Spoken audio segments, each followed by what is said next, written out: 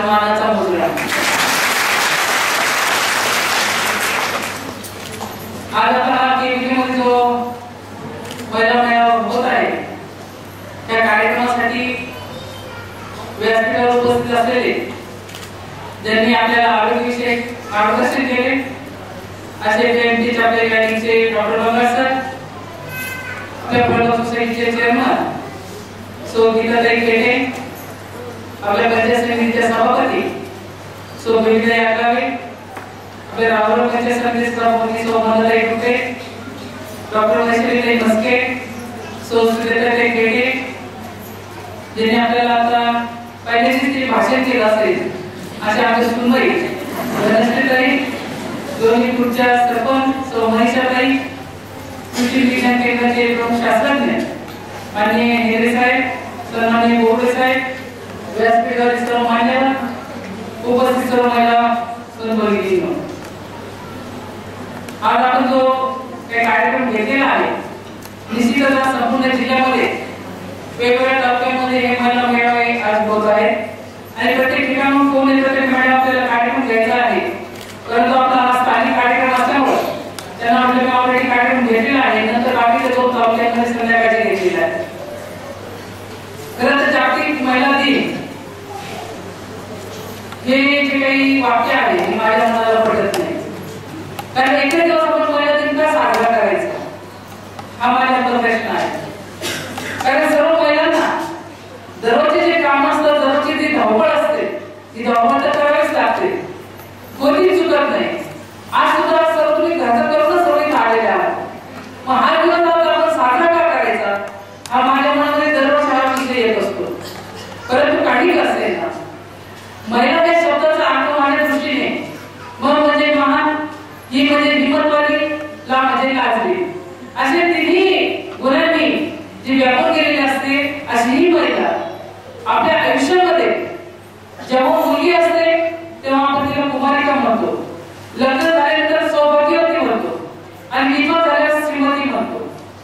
म्हणजे हे सर्व ज्यावेळेस आपल्याला दाखवलं जातं त्यावेळेस महिलांचं अस्तित्व काय असतं हे सुद्धा आपल्या मनाला पटत नाही। का म्हणून श्रीमती लावायचं, सौभाग्यवती काय लावायचं, कुमारिका काय लावायचं याच्या मागे कारण आपण शोधले पाहिजे। कारण आपल्या समोर जो आदर्श आहे, आईबाबा होळकर असतील, राणी लक्ष्मीबाई असेल, सावित्रीबाई फुले असतील, मोठे मोठे मदर टेरेसा असतील, असे मोठे मोठे संत, मोठे मोठे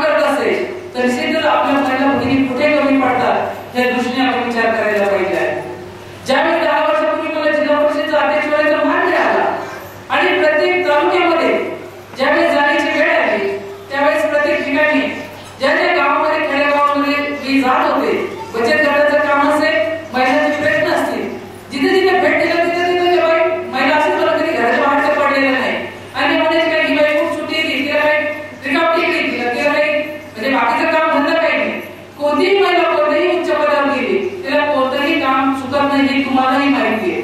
परंतु या महिलांचे जे प्रश्न असतात, ज्या अडचणी असतात, हे समजून घेऊन आपण नेमकी कोणत्या पद्धतीवर काम करतो, आपले प्रॉब्लेम काय आहे हे समजत माझे 5 वर्ष कशी निघून गेले आणि महिला बचत गटाची जी चळवळ आहे आपल्या जिल्ह्यामध्ये ही कशा प्रकारे आणली आणि साई ज्योती नावाने जे ब्रँड नेम अहमदनगर जिल्ह्यामध्ये दिलेलं आहे, त्या ब्रँड नेममध्ये जवळजवळ 25-30 हजार महिला याच्यामध्ये सहभागी होऊन जे काम केलेलं आहे, निश्चितच हे काम त्यांनी जे केलं आणि जे प्रसंग आले, जे अनुभव आले, कारण पुस्तकी ज्ञानापेक्षा अनुभवी ज्ञान जास्त महत्त्वाचं असतं हे त्यांना तिथे कळायला लागलेलं आहे.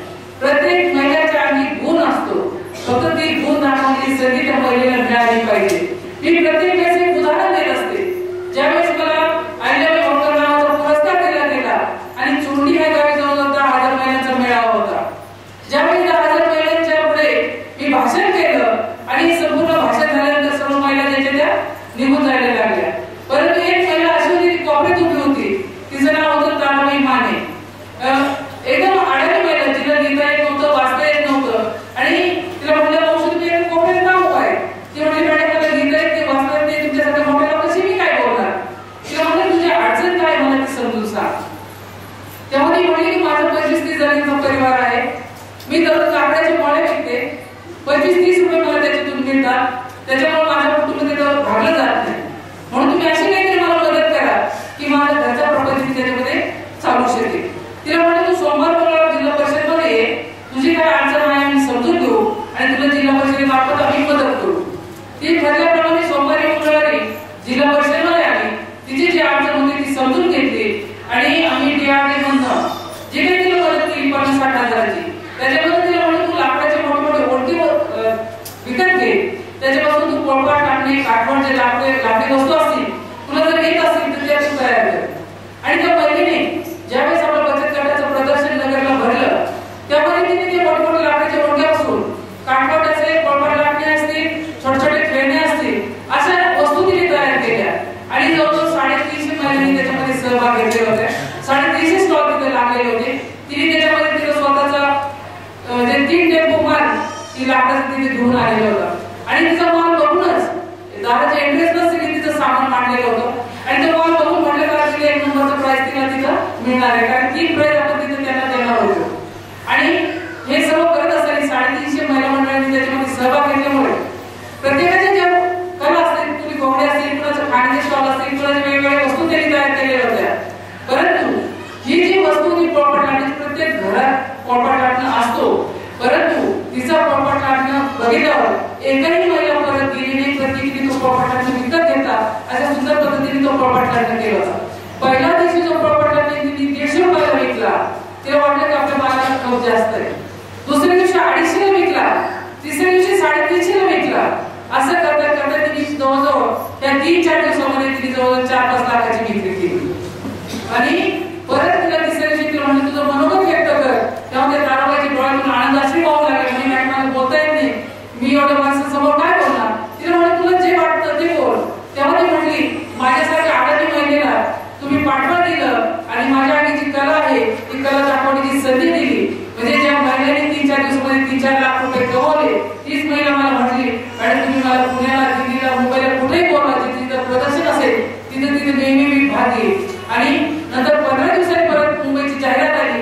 तिथं त्या मुंबईला गेल्यावर तिथे ते मोठं ग्राउंड आहे, तिथं प्रदर्शन भरलं आणि तिथं स्वतः तिने मला सांगितलं, मॅडम तुम्हाला पत्ता द्या आणि मी माझी टेम्पो घेऊन जाईल. म्हटलं, तू कशी जाणार तिथं, तुला कोणी ओळखीचं लागेल, फक्त तुम्ही मला मदत करा म्हणे. नेहमीप्रमाणे मग ट्रॅफिकचे जे नंबर्स असतील त्यांना सर्वांना सांगितलं आपल्या अशी महिला तिथे मुंबईला येते आणि तिला तिथे सुद्धा स्टॉल मिळाला नाही. तिने रोडच्या साईडला आपलं ते पोळपाट लाटण्याचं जे काही सामान द्यायला होतं ते मांडलं आणि तिथून तिने फोन केला, मॅडम या मुंबईच्या बायका खाली वागत नाही, मला छोटा बशा करून ते पोळपाट लाटणं दाखवावं लागतं. आणि मी तिला म्हटलं, जसं देश तसं वेश, तुला हे समजून घ्यायचं आहे. जो पोळपाट लाटणं तिने 350 रुपयाला विकला, तोच पोळपाट लाटणं तिने मुंबईला तिथं जाऊन 1100 रुपयाला विकला. तिथं सुद्धा जो 60-60 लाखाची विक्री केली. म्हणजे त्या महिलेला लिहिता येत नव्हतं, वाचता येत नव्हतं, परंतु तिच्या आधी जी कला आहे, जी गुण आहे, ही दाखवण्याची संधी मिळाली. निश्चितच अशा महिलेला आपण सर्वांनी मानाचा सलाम दिला पाहिजे. आज प्रत्येक महिला बघा, जर आपण विचार केला, आठवड्याभर कष्ट करते, रानात काम करते आणि आठवड्याभराचे जे पैसे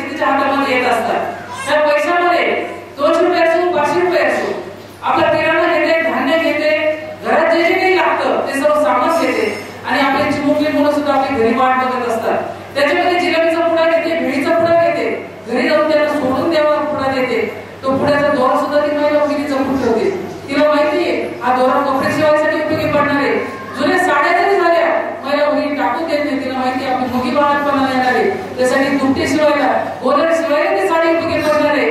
तो भिडी तुला भिडी झाली जिलेबीच्या पुढे कागद सुद्धा जपून ठेवते. चूल पेटवायला तर टोपल्यात टाकायला तो कागद उपयोगी पडणार आहे. जर अशा बारीक सारीक गोष्टींची आपल्या महिला भगिनी जर विचार करणार असेल तर निश्चितच जर चांगली काम करण्याची संधी मिळाली तर संधीचं सोनं केल्याशिवाय आपल्या महिला भगिनी राहणार नाही याची मला स्वतःला आत्मविश्वास आहे आणि खात्री आहे. आज बऱ्याचशा महिला भगिनी आपल्या जिल्हा परिषदेमध्ये असतील, पंचायत समितीमध्ये असतील, वेगवेगळ्या क्षेत्रामध्ये काम करतात. बऱ्याचशा महिला आमचे सरपंच आहेत. परंतु ज्यांनी जे पद मिळवलेले आहे त्यांनी स्वतःनी वैयक्तिक लक्ष देऊन ते काम करून घेतलं पाहिजे. कारण मागच्या 10 वर्षापूर्वी ज्यावेळेस आमच्या संपूर्ण वेगवेगळ्या पक्षाच्या महिला निवडून आल्या आणि पुणे शहरामध्ये ट्रेनिंग होतं, त्या ट्रेनिंग मध्ये आमच्या जवळ काँग्रेसचे 150 होत्या, राष्ट्रवादीच्या 100 होत्या, भाजप शिवसेना अशा सर्व महिलांचे मेळावा त्यांनी अध्यक्षांचं बोललेलं होतं. आणि त्यांनी सांगितलं की आपल्या याच्यामधून एक महिलांचा अध्यक्ष करायचे आहे आणि त्यांनी ते फॉर्म भरायला सांगितले होते. ते फॉर्म भरताना ज्या महिला निवडून आलेल्या होत्या त्या महिलांना स्वतः माहित नव्हतं आपण कोणत्या याच्यातून फॉर्म भरलेला आहे. कुणबीतून भरला, ओपन मधून भरला, ओबीसी मधून भरला. त्याच्यामुळे काँग्रेसचे 150 महिला निवडून येऊन सुद्धा तिला फॉर्म न भरता आल्यामुळे ज्या महिलांची म्हणजे संख्या कमी असताना तिथं महिलांचा अध्यक्ष झाला. म्हणजे ज्या गोष्टी करतो आपण त्याचा स्वतःचा अभ्यास केला पाहिजे. घरचे आपले माणसं असतील, आपले मिस्टर असतील, हे फॉर्म भरताना आपण जेव्हा सही करतो आपण कशातून भरलेला आहे, कशासाठी भरलेला आहे, आपल्या गावात ग्रामसेविका कोण आहे, सरपंच कोण आहे, आपले बीडीओ कोण आहे, कलेक्टर कोण आहे, या गोष्टीची माहिती आपल्याला असली पाहिजे. कारण महिला इथंच कमी पडतात. आपण जर आमच्याकडे पत्र घेऊन येतो मॅडम असं आहे, अशी तक्रार आहे, आपण जर त्याला विचारलं की ग्रामसेवक कोण आहे, ग्रामसेवक कोण आहे, काहीच माहित नाही. बीडीओ कोण आहे, तुमचे जिल्हा परिषद सदस्य कोण आहे, पंचायत समिती सदस्य कोण आहे, त्यांना नाव सुद्धा माहित नसतात. म्हणून पहिला विचार करायचा म्हटलं तर आपण ज्याला मत देतो त्याचा आपण बारीक सारीक विचार केला पाहिजे. आणि ज्यावेळेस मतदान करतो तेव्हा सुद्धा आपण अभ्यासपूर्वक त्या महिलेचं चारित्र्य असेल, कोणताही उमेदवार असू द्या, त्याचा आपण अभ्यास केला पाहिजे. नवऱ्याने सांगितलं म्हणून आपण मतदान करायचं ही गोष्ट आपण सोडून दिली पाहिजे. पैसे देऊन तर मतदान केलंच नाही पाहिजे याचे तुम्ही पूर्ण विरोधी आहे. माझ्या स्वतःच्या गटामध्ये मी 5 पैसे सुद्धा वाटलेले नाही. ज्यांना मत द्यायचं त्यांनी द्या, ज्यांना नसं द्यायचं त्यांनी नका देऊ. याच्यावर मी एकदम कडेकोट राहिली. कारण जर 5 वर्ष आयुष्यभर तुमच्याकडे रात्री दिवस राहत असेल, ते प्रश्न सोडत असेल तर निश्चितच मग पैसे देऊन मत घेण्यात काय अधिकार आहे असं मला स्वतःच वैयक्तिक मत आहे. आज आपण सर्व महिला भगिनी डॉक्टरने सांगितलं आरोग्याच्या प्रश्नासंदर्भात तुमचा जो स्तनाचा कॅन्सर असेल, पिशवीचा कॅन्सर असेल, बऱ्याचशा महिलांना या आरोग्याला सामोरं जावं लागत असतं. परंतु महिला सर्व गोष्टी लपून ठेवत असतात. कसं बोलायचं, कसं सांगायचं, कसं म्हणायचं आणि असं लपून ठेवल्यामुळे हे आजार वाढत चाललेले आहेत. परंतु हे आजार लपवण्यासाठी गोष्ट नाही. वेळी जर आपण जागरूक झालं तर निश्चितच त्याला उपायही आपल्याकडे वेळेवर मिळत असतो आणि त्याच्यातून आपलं आयुष्य कसं वाढेल त्या दृष्टीने प्रयत्न करत असतो. आज जर महिला भगिनीचा विचार केला, सकाळी आमची महिला भगिनी 5 ला उठत असते. सकाळी 5 ला उठून ती सकाळी झाडझूड करते, आपल्या मुलांना शाळेत जायचं असतं डबा करते, नवऱ्याला कामाला जायचं असतं डबा करते, सर्व आवरून परत आंघोळ करून जर गाई शाळा काही असतील तर त्याच्यासाठी चारा आणायचा असतो. घरात वयस्कर माणसं असतात त्यांचंही जेवणाची सोय करू आणि चारा पाणीसाठी ती बाहेर जात असते आणि स्वयंपाक करून जेव्हा ती परत सर्व काम करून घरात येते, घरात आल्यावर जेवण करते, जेवण केल्यानंतर परत तिचं संध्याकाळचं रुटीन सुरू होतं. म्हणजे हे सर्व करत असताना तिला स्वतःच्या आरोग्याकडे सुद्धा लक्ष द्यायला वेळ नसतो. आणि काय होतं एका दिवशी जर आपला पुरुष घरात नसेल तर मुलं नसतील तर आपण काय सकाळला आणि संध्याकाळीच आपण ते खाऊन घेऊ. स्वतःच्या म्हणजे आरोग्याकडे लक्ष नाही देता स्वतः कंटाळ करत असते आणि घरची देखभाल करत असते. परंतु जर घरच्यांची आणि बाकीच्यांची जर देखभाल करायची असेल निश्चितच आपलं स्वतःचं आरोग्य चांगलं पाहिजे. आपण खेड्यामध्ये राहतो, चांगला हिरवत आले म्हणजे पालेभाज्या आपल्याला इथे मिळत असतो. आपण जर महिलांचं हिमोग्लोबिन चेक केलं तर बऱ्याचशा महिलांचं 7, 8, 9 याच्यावर हिमोग्लोबिन असेल. गुळ शेंगदाणे तर प्रत्येकाच्या घरामध्ये असतात. ते जर आपण दररोज एक लाडू खाल्ला तर निश्चितच आपल्या हिमोग्लोबिन सुद्धा वाढणार. तो पालकाची भाजी असेल, मेथीची भाजी असेल, सर्व हिरवी पालेभाज्या आपणही खाल्ल्या पाहिजे, घराला नाही खाऊ घातल्या पाहिजे. स्वतः आपण आरोग्याची काळजी घेतली पाहिजे.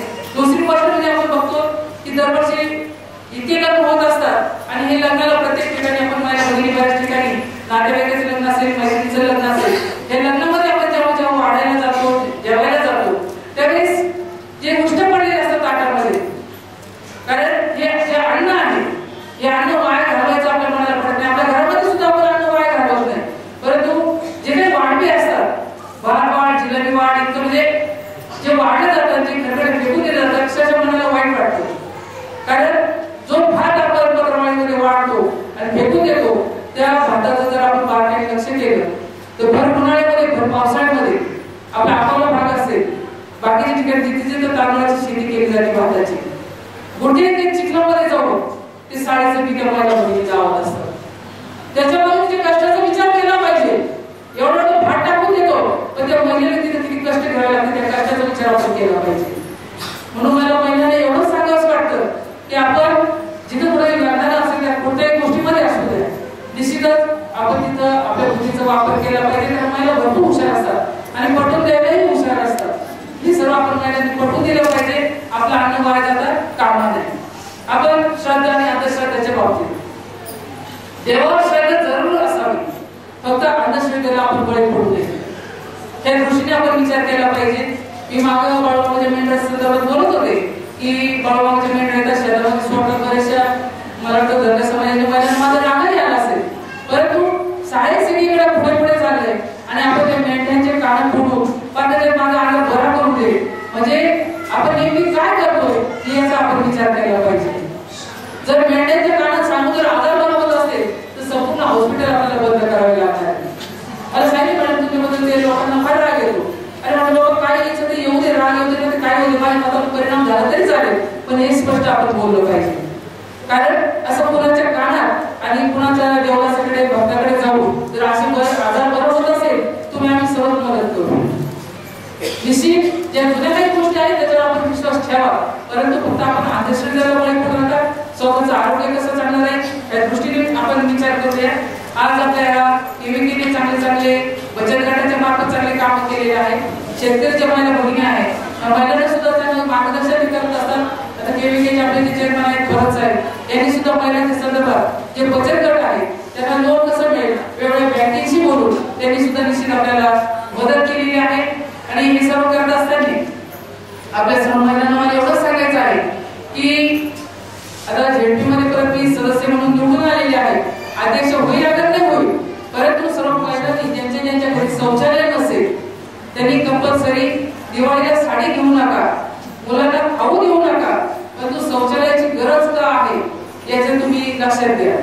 आधी बिबट्याचे वाघाचे प्रमाण वाढत चाललेले आहे. आपण बघतो या मुलीला पळून दिलं ती तिने शौचालय गेली मग तिथे वाघाने खाल्लं, परंतु म्हणजे बसायला गाडी नेसायला साडी शौचालयासाठी बाहेर गाडी हे आपल्याला मनाला कितपत पडतं याचा सुद्धा आपण महिलांनी विचार केला पाहिजे. कारण जर रस्त्यामध्ये एखादं बसतं गाड्या समोर आली तुम्हाला कशा कराव्या लागतात म्हणजे हे होऊ नये म्हणून स्वतः महिलांनी बारीक सारीक विचार केला पाहिजे. शर्मेनी मान आपल्याला खाली घालायची वेळ नाही आली पाहिजे. या गोष्टीने आपल्याला सर्वांनी लक्ष द्यायचं आहे. बाकीचे ज्या महिलांसाठी योजना आहे जे काही बलात्काराचे प्रमाण असेल बाकीच्या ज्या गोष्टी असतील त्या गोष्टी जर दूर करायच्या असेल तर आपल्या ह्या मुलींना आपण प्रशिक्षण दिलं पाहिजे. आता कराटेसारखे जे शिक्षण आहे महिला बालकल्याणमधून आपण देणार आहे. वेगवेगळ्या ज्या शाळेमध्ये जे आपल्या मुली असतील छोट्या छोट्या बालक असतील यांना सुद्धा थोडी कल्पना दिली पाहिजे. कारण चॉकलेट जर लावून जाऊन जे काही अत्याचार आपल्या मुलीवर घडत असतात यांना त्या मुली बळी पडणार नाही या दृष्टीने आपण आपल्या मुलींना सांगितलं पाहिजे. कारण सांगायची गरज काही वाटली नाही पाहिजे, परंतु आज एक दिवसेदिवस हे घडत चाललेलं आहे आणि याला शेवटी आपल्याला सामोरं जावं लागणार आहे. याकडे काही बिल्लाची काही काय सांगतील, परंतु या गोष्टीकडे आपण लक्ष द्यायची ना ही काळाची गरज आहे. आणि भरपूर बोलण्यासारखं आहे, परंतु डॉक्टर्स लोक आहे बाकीचे जेंट्स आहेत त्याच्यामुळे परत एकदा फक्त महिला जर असेल तर जे जे काही घडतात जे अनुभव मला आलेले आहेत त्या अनुभव मी परत वैयक्तिक आपल्याशी बोलणारच आहे. आणि महिलांसाठी जे काही वेगवेगळी व्याख्यानं आहेत निश्चितच ही व्याख्यानं सुद्धा आपल्यापर्यंत मी कसे पोहोचले या दृष्टीने निश्चितच प्रयत्न करणार आहे. महिलांनी ज्यावेळेस कार्यक्रम असतो त्यावेळेस कोणतंही कारण न सांगता आपण त्या ठिकाणी निश्चित आलं पाहिजे. वेळात वेळ काढून 2 वेळ तरी म्हणजे आपल्याला कसं महिन्यातून सुट्टा मिळेल आणि एखादं व्याख्यान चांगलं कसं ऐकायला मिळेल, एखादं नाटक चांगलं कसं आपल्याला बघायला मिळेल. थोडीशी सर्व गोष्टीतून कामाच्या व्यापातून आपण वेळ काढला पाहिजे. बचत गटाच्या मार्फत 10 महिला एकत्र येतात. 10 महिला एकत्र आल्यावर त्यांचा विचार विनिमय होतो. बँकेचे व्यवहार कसे करायचे, पैसे कसे काढायचे, टाकायचे कसे हे सर्व आमच्या बऱ्याचशा महिला भगिनी शिकलेल्या आहेत.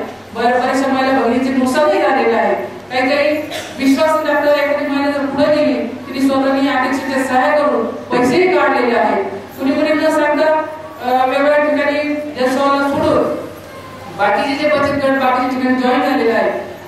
बचत गटांनी स्वतःचं सोनं नाणं गहाण ठेवून ते नवऱ्याचे विरहित त्या बायांना दिलेलं आहे, अशाही महिला टोले खात आहेत. परंतु हे सर्व जर करायचं असेल, आपण या भागामध्ये राहतो, पद्मभूषण बाळासाहेब विखे पाटलांनी जे काही पायरस असेल, कृषी विज्ञान केंद्र असेल, आपल्याकडे शिक्षण संस्था असतील, आरोग्य संस्था असतील, या ज्या काढल्या आहेत, आपल्या कोणत्याही गोष्टीची फसवणूक होऊ नये, आपल्या महिलांनी स्वतःच्या पायावर उभं राहावं, या दृष्टीने त्यांनी प्रयत्न केलेले आहे. आणि आपल्या महिलांचा आत्मविश्वास वाढला, आपल्या हातून जर चांगलं काम घडलं, तर निश्चितच खासदार बाळासाहेब विखे पाटलांनी श्रद्धा दिली ठरणार आहे. आज या निमित्ताने इथे येण्यास वेळ मिळाला, काही दोन शब्द बोलण्याची जी संधी पायरसने आपल्याला दिलेली आहे, त्याबद्दल त्यांचे सर्वांच्या मनापासून आभार मानते. व डॉक्टरांनी आपल्याला चांगलं मार्गदर्शन केलं. आपले थोडे जरी काही महिलांचे आजार असतील तर निश्चितच मन मोकळेपणाने सांगितले पाहिजे. मनामध्ये जे प्रश्न असतील ते सुद्धा मी विचारू शकता, कसं विचारून काय म्हणतील याचा विचार करू नका. जे वाटतं ते बोललं पाहिजे. शेवटी पोट दुखलं आपण डॉक्टरकडे जातो, एखाद्या मांत्रिकाकडे जात नाही. म्हणून तुम्हाला जे मनामध्ये वाटतं ते मन मोकळेपणाने तुम्ही विचारा. आज या महिला जागतिक दिनाच्या निमित्ताने आपल्याला मी मनापासून शुभेच्छा देते. फक्त जाता जाता मी एवढंच सांगते की जेव्हा आपण जन्माला मुलगी म्हणून येतो त्यावेळेस लहानपणापासून आपण गंध लावतो. नवरा मेल्यानंतर सुद्धा जर एखादी महिला आपली भगिनी विधवा झाली असेल तर निश्चितच तिने सुद्धा जर गंध कुंकू लावला तर निश्चितच तिला नाव ठेवण्याचं काम करू नका. कारण कितीही झालं तरी तो आपला नवरा असतो, आयुष्यामध्ये तो आपला जात नसतो. एखादी जर विधवा महिला पुरुषाशी बोलत असेल तर तिच्याकडे वेगळ्या दृष्टिकोनातून तिला बघू नका. तिचं हे लफडं आहे, ते लफडं आहे अशी भावना तुम्ही करू नका. त्या महिलेला नेहमीच सहकार्य करण्याची भूमिका ठेवा. कारण शेवटी जो काही राग असतो आपल्या महिला भगिनींचा, आपण तो फक्त आपण नवऱ्यावर मुलावर काढू शकतो, परंतु विधवा महिलेची काय परिस्थिती असते हे प्रश्न तिला माहित असतात. त्याच्यातून आपण गेलेलो असतो, तिला समजून घेण्याचं काम करा. हळदी कुंकू असं कोणत्याही गोष्टी असू द्या, तिला सन्मानाने तिला बोलवलं पाहिजे.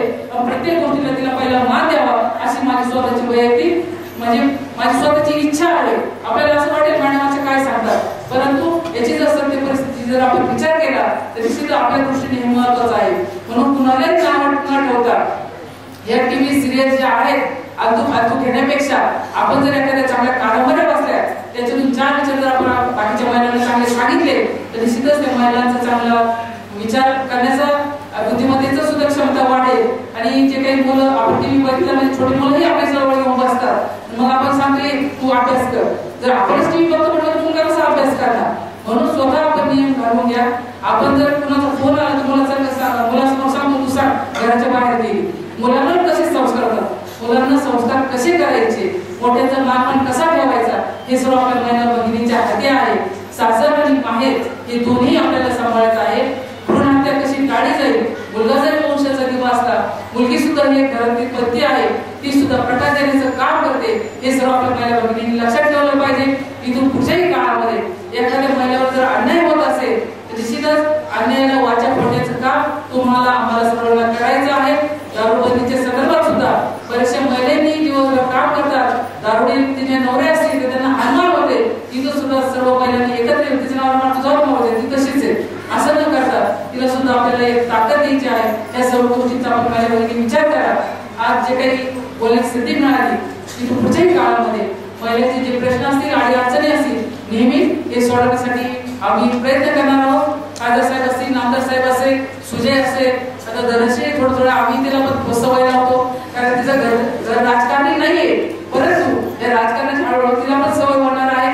निश्चितच तिला तुम्ही समजून घेऊन तिच्या मागे जे काही प्रश्न असतील ते जर सांगितले ती सुद्धा सोडवण्यासाठी मदत करणार आहे.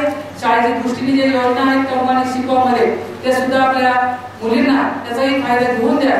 बाकीचे जे काही बचत गटामार्फत आपल्याला ट्रेनिंग पाहिजे असेल, तुम्हाला पार्लरचे कोर्स असतील, शिवण क्लास असतील, एखाद्या पदार्थ एखाद्या महिलेला चांगलं येत असेल तर हे आपले अगदीचे गुण आहेत. हे गुण दाखवण्याची संधी जर आपल्याला मिळाली तर निश्चितच आपण सर्वांनी त्यांनी द्यावी अशी मी अपेक्षा व्यक्त करते. व परत एकदा आपल्याला महिला दिनाची शुभेच्छा देऊन माझे दोन शब्द संपवते. धन्यवाद.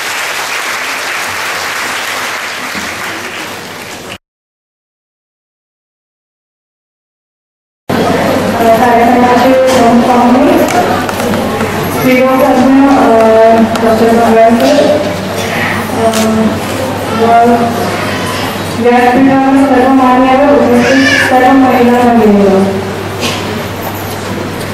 जागतिक महिला दिनानिमित्त कृषी विज्ञान केंद्र महाबळेश्वर संचलित विज्ञान तंत्रज्ञान विभाग नवी दिल्ली यांच्या सहाय्याने सन्माननीय नामधारक कृष्ण विखे पाटील साहेब यांचे प्रयत्नानुसार केविके कम्युनिकेशन रेडिओ केंद्रावरून महिलांचे आरोग्य आणि आहार विज्ञान विषयी प्रकल्प आज 8 मार्च महिला दिनानिमित्त मी सर्व महिलांना शुभेच्छा देते आणि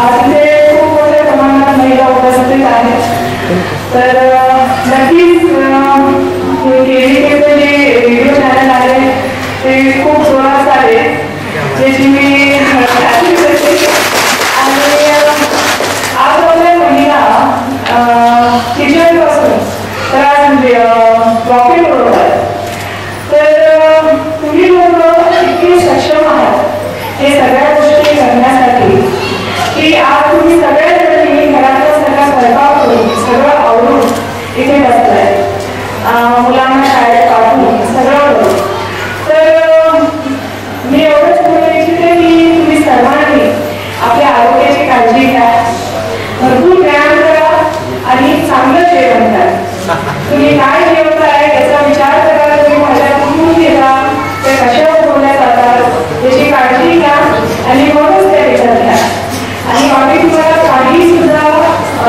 तुमच्या महिलांच्या ज्या अडचणी असतात हा रेडिओमध्ये जे जे डॉक्टर्स असतील ते सगळेजण तुमची पूर्णपणे मदत करतील आणि तुम्ही मोकळेपणाने त्यांना सगळे प्रश्न विचारू शकता बाकी सर्वांना म्हणजे शुभेच्छा आणि जिल्हा परिषद पंचायत समितीसाठी निवडून आलेल्या सर्व महिलांना सर्वांना शुभेच्छा माझे 2 शब्द संबोधन